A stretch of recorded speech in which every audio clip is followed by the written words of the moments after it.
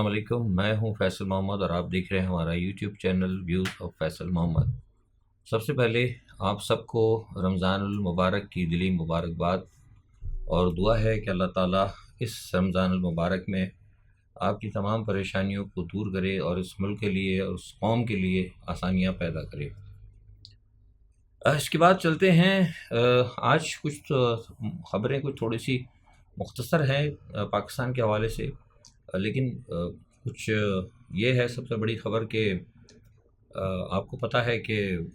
نواز شریف صاحب کی جو حکومت آئی ہے اس میں ماشاءاللہ 19 وزراء نے حلف اٹھا لیا ہے، اور عجیب ہی کوئی سلسلہ اس وقت پاکستان میں چل رہا ہے۔ جو حکومت کی جو جس طرح بنائی جا رہی ہے وہ بھی کوئی لگ رہا ہے کہ وہ بادشاہت جسے کہتے ہیں نا، مغلیہ دور میں آپ نے سنا ہوگا کہ وہ مغلیہ خاندان ہوا کرتا تھا، پھر وہ اور دوسرے خاندان ہوا کرتے تھے، تو اسی طرح کے جو ہے مجھے لگ رہا ہے کہ پاکستان کے اندر وہی جو ہے نا خاندانی بادشاہت جو ہے وہ لگ رہا ہے کہ آنے لگی ہے۔ یعنی کمبینیشن بھی بڑا زبردست خاندانوں کا بن رہا ہے، یعنی والد صاحب اگر صدر ہیں تو بیٹی ان کی خاتون اول ہے، اور چچا وزیر اعظم ہیں تو بھتیجی وزیر اعلیٰ ہے، اور بہترین کمبینیشن ہے۔ مطلب سارے رشتوں کو جو ہے نا، مطلب دونوں خاندان کے سارے رشتوں کو صحیح معنوں میں اکوموڈیٹ کیا جا رہا ہے۔ تو یہی چیز تھی جس سے کہ عمران خان چاہتے تھے کہ یہ جو خاندانی سیاست ہے، جو وراثت کی جو سیاست ہے، اس سے اس ملک کو محفوظ رکھا جائے، کیونکہ اسی وراثت کی سیاست نے ہی اس ملک کا جو ہے اب تک ستیہ ناش کیا ہے۔ لیکن بہرحال کیا کر سکتے ہیں، جب قوم کی قسمت میں اگر کچھ لکھا ہو ایسا کو برا مستقبل ہو، اور کیا کہہ سکتے ہیں پھر، مطلب جو کچھ ہوا آپ کے سامنے، میں بات تو اس پہ کرنا نہیں چاہتا، میں جو کچھ ہوا ایک چیز آپ کو پتہ ہے کس طرح حکومت اٹھی، لوگ توڑی گئی، اور اس کے بعد کیا کچھ حکومت کے ساتھ ہوا اور کیا کچھ آج تک ہو رہا ہے۔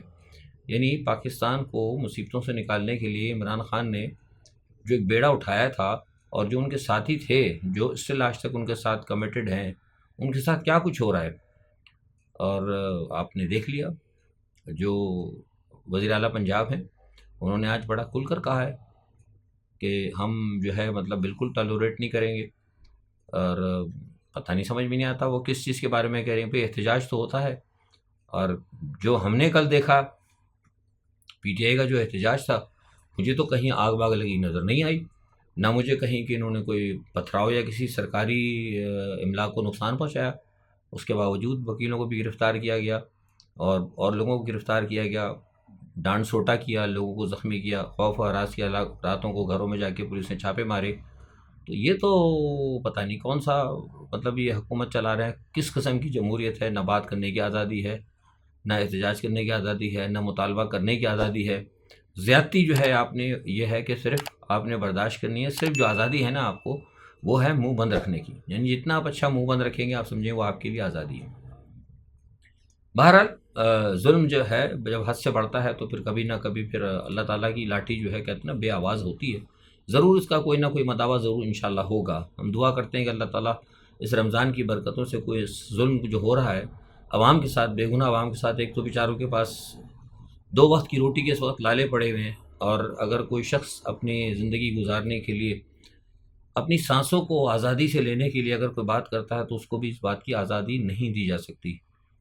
پولیس کا جو کچھ میں دیکھ رہا ہوں، میں بس صبح شام میں بات نہیں کرتا، مختصر سا ویلاگ ہوتا ہے، جس قدر میرے پاس پولیس کے حوالے سے جو زیادتیاں آ رہی ہوں، جب سے خاص طور پہ مریم بی بی صاحب کی حکومت آئی ہے، جو پولیس نے جو فسطائیت مچائی ہوئی ہے، تو وہ جو پرائیویٹلی جو خبریں آ رہی ہیں بڑی دل دہلانے والی ہیں۔ میڈیا تو خاموش ہے، میڈیا تو کوئی بات نہیں کر رہا، نہ دیکھا جا رہا ہے کوئی صحافی، نہ دیکھ رہا ہے کوئی وکیل، جو بھی ہاتھ آیا اسے پکڑو اور اس کو دمادم مسکل اندر۔ آج وہ سپریم کورٹ میں جناب قاضی فائز عیسیٰ صاحب نے صبح صبح سنا ہوگا، انہوں نے بھی کچھ باتیں کی اور بڑا برا بھلا کہا پولیس کو، پنجاب پولیس کو، اور سرکاری افسران کو جو ایجنسی سے متعلق ہیں کہ بھائی آپ اس طرح کرتے ہیں، کو پتہ نہیں لگتا، جس کو چاہے اٹھا لیتے ہیں، کیمرہ توڑ دیا، یہ کر دیا، وہ کر دیا، جو خوبصورت الفاظ جو ہوتے ہیں نا آپ کو پتہ ہے جو عموماً استعمال کی جاتے ہیں عوام کی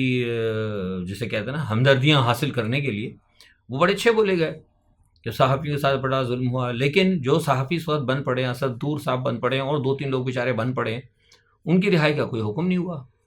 اور نہ ہی کوئی صحافی جیسے ارشد شریف صاحب تھے اور دوسرے صحافی اس وقت ہمارے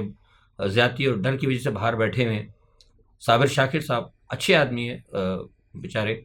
اور دوسرے صحافی جو ہیں پیرزادہ صاحب، یہ کیا یہ ملک دشمن ہے کیا؟ مطلب کوئی صابر شاکر نے کوئی کیا کہتے ہیں بھارتی وزیر اعظم کو خط لکھا تھا، یا پیرزادہ نے لکھا تھا خط کوئی مودی کو، یا شاہین صاحب آئی نے لکھا تھا، یا اور کسی اور نے لکھا تھا؟ مجھے تو نہیں پتا، مجھے تو کسی بین الاقوامی بھارت کی ایجنسی سے یا کسی ایجنسی نے بتایا کہ ان لوگوں نے کوئی خط لکھے تھے اور کہا تھا کہ یہ پاکستان کے لیے کوئی امداد بند کر دو، یہ بند کر دو، وہ بند کر دو۔ صحافی ہیں، وہ ایک بات کرتے ہیں جو صحافی کام ہوتا ہے، لیکن آپ دیکھیں وہ بیچارے اپنے اس وقت پاکستان سے گھر بار چھوڑ کے بیٹھے ہوئے، اس پہ تو کوئی قاضی فائز عیسیٰ صاحب نے کوئی آرڈر نہیں کیا۔ مزے کی بات تو یہ تھی، جب اتنی باتیں آج قاضی فائز عیسیٰ نے کی تھیں تو آج یہ کہہ دیتے کہ جتنے بھی اس وقت پاکستان سے باہر صحافی بیٹھے ہیں، ہم ان کو کہتے ہیں کوئی ان کو نہیں گرفتار کرے، وہ آئیں اور جو کچھ جو پہلے ہوا ہے محتاط رہیں، ریاست کے خلاف کوئی بات نہ کریں، فوج کے خلاف کوئی بات نہ کریں، عدلیہ کے خلاف کوئی بات نہ کریں، تنقید کریں، طریقے سے کریں، دائرے کے اندر کریں، آئین کے اندر کے کریں، ان کو بھرپور آزادی ہوگی، اور ان کو یہاں آئیں ان کو کوئی گرفتار نہیں کرے گا، تب تو بات ہوتی ہے۔ بات ہی کسی نے نہیں کی، کیونکہ وہاں پھر بات کرتے ہوئے شاید غالباً پر جلتے ہیں۔ تو یہ جو ہے نا صورتحال عجیب ہی جو ہے نا پاکستان کے اندر میں دیکھ رہا ہوں۔ بہرحال جو 19 رکنی کابینہ نے حلف اٹھایا ہے، اس میں ہے تو سب وہی پرانے، ماں سوائے ایک اورنگزیب صاحب جن کے بارے میں نے بہت پہلے بتایا تھا، الحمدللہ وہ خبر صحیح ہو گئی اور ان کو وزیر خزانہ لے لیا گیا ہے، اور زرداری صاحب سے پرانے تعلقات ہیں ان کے، زرداری صاحب سے جن کے اچھے تعلقات ہیں نا وہ سب آپ کو نظر آئیں گے، اور محسن نقوی صاحب جو ہیں ماشاءاللہ، وہ تو آپ کو پتہ ہے کہ ان کے پاس وزیر داخلہ بھی وہ ہو گئے ہیں، اور وہ اللہ آپ کا بھلا کرے، وہ کیا کہتے ہیں جو کرکٹ کی جو ہے اس کے بھی وہ چیئرمین ہیں، اور پتہ نہیں کیا کیا ہیں، اور کچھ رہ گیا ہے تو میرے خیال سے ایک آدھ کوئی کسی جگہ کا کوئی جگہ خالی تو ان کو کسی جگہ کور کمانڈر کسی نے کہا تھا، اچھی بات ہے کہ ان کو کور کمانڈر کا بھی ایک عہدہ دے دیں، میں اچھی بات ہے ایک کور کمانڈر بھی ان کو دے دیا جائے تو وہ میں سمجھتا ہوں زیادہ بہتر ہوگا۔ بہت بہت اچھا پرفارم کر رہے ہیں ماشاءاللہ، اور بلکہ ہو سکتا ہے 5-6 ان کے پاس ہونا چاہیے پورٹ فولیو کم از کم، تو پھر میں سمجھتا ہوں کہ وہ بہت زیادہ کر سکتے۔ پتہ نہیں کیا اس ملک کے اندر ہونے لگا ہے، کس طریقے سے یہ باتیں کرتے ہیں کہ ہم اس ملک کو جو ہے آگے لے کے جائیں گے۔ مجھے یہ ملک آگے جاتا ہوا معذرت کے ساتھ بالکل نظر نہیں آ رہا۔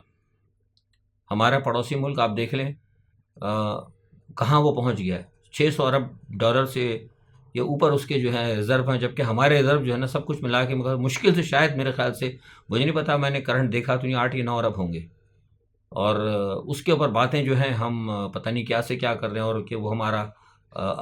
ICFC ہو گیا اور ہم 100 ملین لے آئیں گے، 100 ٹریلین لے آئیں گے۔ کسی نے، میں آپ سے یقین بتا رہا ہوں، آپ کو یقین دے رہا ہوں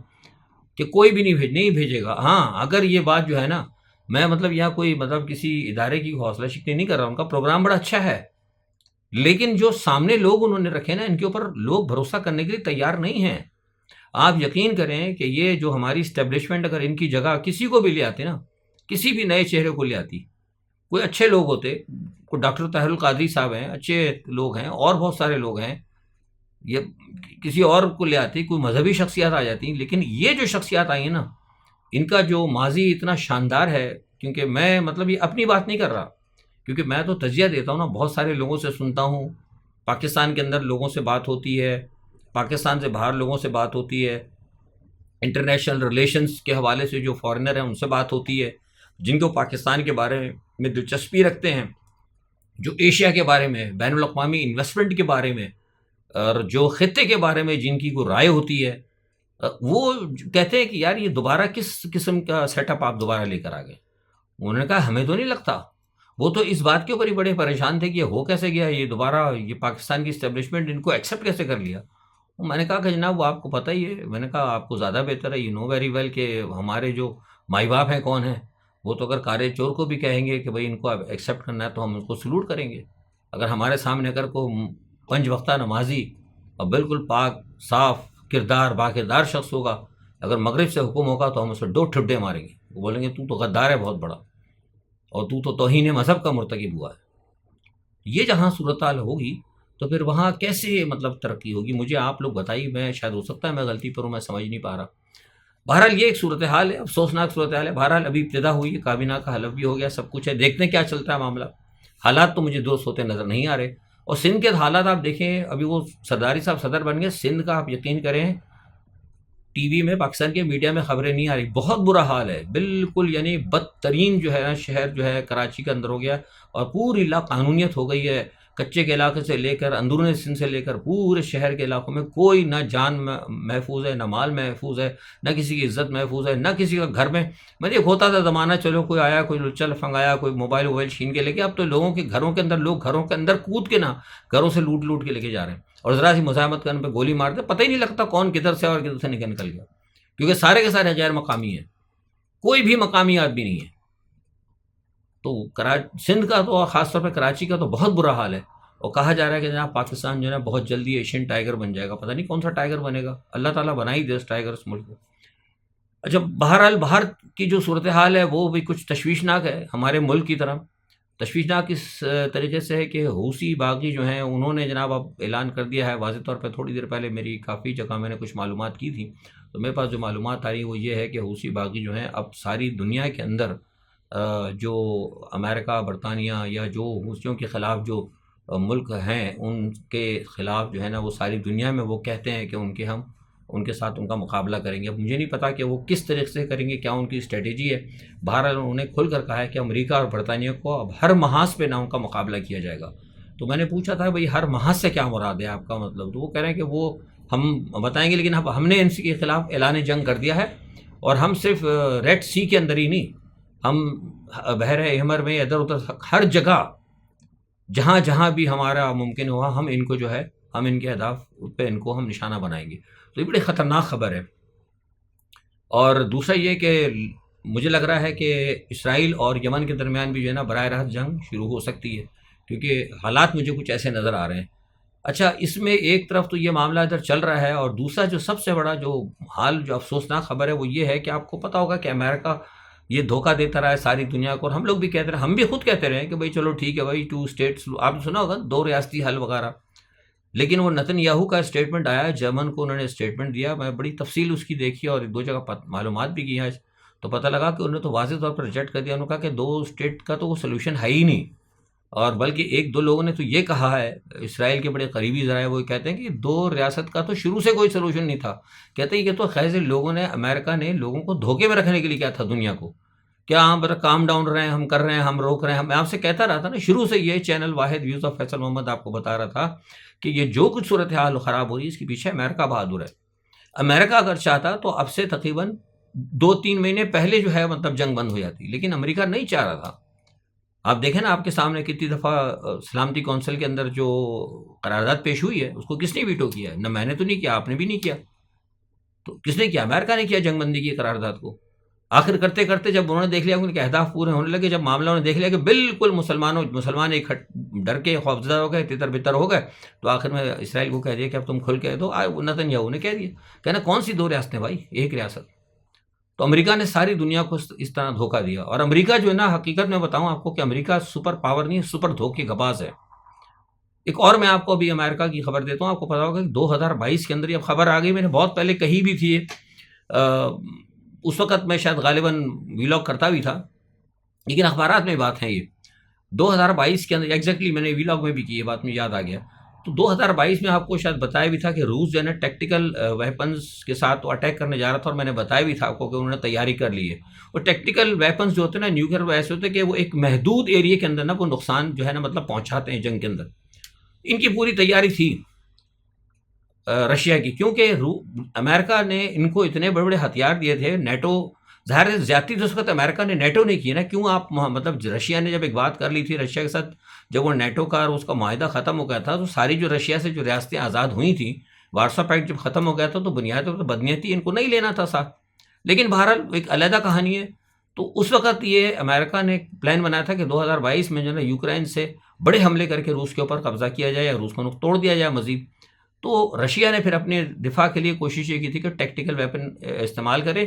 تو امریکہ نے جناب کو بیچ میں ڈالا مودی کو اور چائنا کو، اور ان کو کہا کہ نہیں جناب آپ ٹیکٹیکل ویپن جناب استعمال کریں، وہ ٹھیک ہے ہم اس کو روک لیں گے، کوئی نہیں مسئلہ، ہم سمجھا دیں گے اس کو، جنگ بندی کر لیں گے، اور آگے پیچھے تھوڑا سا آپ پیچھے ہٹ جائیں، نیگوشیشن کر لیں، ہم نیگوشیشن پہ، آپ کو یاد ہے نیگوشیشن ہو رہی تھی، وہ اردگان بھی آ رہے تھے اور میکرون بھی آ رہے تھے، آنیاں جانیاں لگی ہوئی تھی، وہ ٹائم پاس کرنے کی ہوتی نا ڈپلومیسی، اور ٹیبل ٹاک جو ہے نا صحیح معنوں میں اسٹرانگ ڈپلومیسی اگر ہوتی نا تو جسٹ امیجیٹ 2-3 دن کے اندر معاملے حل ہو جاتے ہیں. لیکن جب آپ اس کو لینتھی کرنا چاہتے ہو نا کسی وجہ سے، تو پھر وہ معاملے چلتے رہتے ہیں، ادھر وفد آ رہا ہے ادھر وفد آ رہا ہے، جیسے یہ ادھر ہوتا رہا ہے، ادھر قطر والے آ رہے ہیں، مصر میں آ رہے ہیں، فلانے آ رہے ہیں، ڈھمک آنیاں جانیاں لگی رہتی ہے، ٹائم پاس ہوتا ہے، اور آخر میں پھر ہوتا ہے کہ جناب ایک سلطنت. تو یہی یہاں پہ انہوں نے کیا.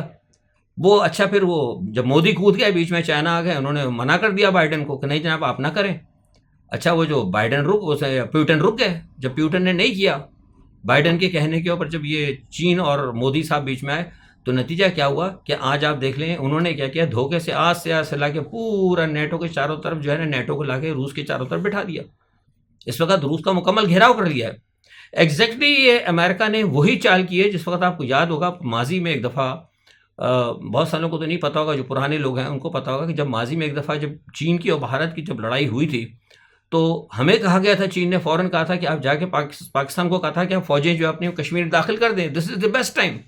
ہم تیار تھے وہاں پہ، بالکل ہم نے ساری تیاری کر لی تھی. اچانک جو ہے نا 2 امریکن فرشتے وہاں سے نازل ہو گئے، اور آ کے انہوں نے کہا نہ یہ کام آپ نہ کیجیے گا، آپ کا کشمیر کا مسئلہ نا ہم حل کرا دیں گے، یہ آپ فوج کشی نہ کیجیے گا، خدا کے واسطے اس وقت آپ فوجیں داخل نہ کیجیے گا، ورنہ یہ مسئلہ بڑھ جائے گا، خطے میں جنگ ہو جائے گی. یہ وہ جو طریقہ کار ہوتا ہے امریکنس کا، یہ خاموش ہو کر بیٹھ گئے. وہ آج تک ہمیں کشمیر مل رہا ہے، اور کشمیر ایسا مل رہا ہے کہ آج بھارت نے پورا ہمارا گھیرا بندی کر لی ہے.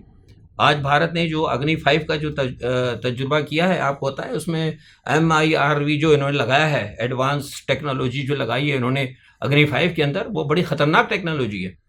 میں نے معلومات کی تھی، اس حوالے سے پتہ کیا تھا، تو پتہ یہ لگا کہ اس سے پورے پاکستان کے جتنے شہر ہیں نا، وہ سب بھارت کے رینج کے اندر آ گئے. اس کی رینج بھی بڑھ گئی ہے، اور وہ ملٹی ڈائمنشن ہے، وہ